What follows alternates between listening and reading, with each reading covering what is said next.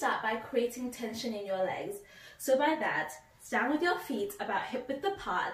Now think about that you're trying to drive your feet through the ground beneath you.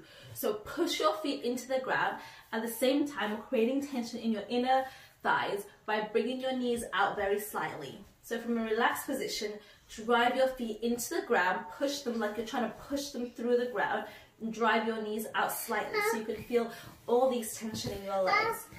That's the tension I want you to tap into in the deadlift.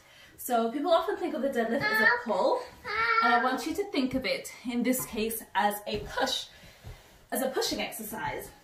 So you're going to push through your feet to lift the weight. So come up to the bar, standing about as close to the bar as you can, about an inch away.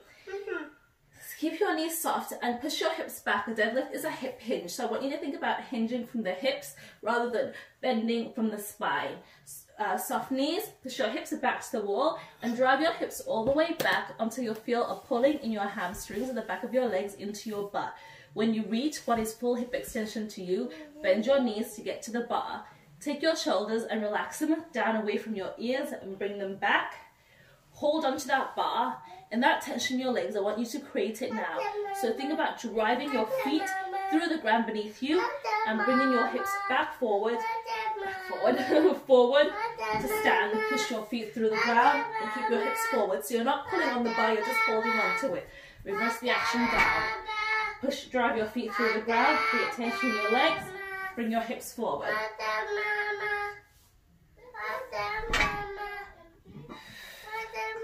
And that is a deadlift.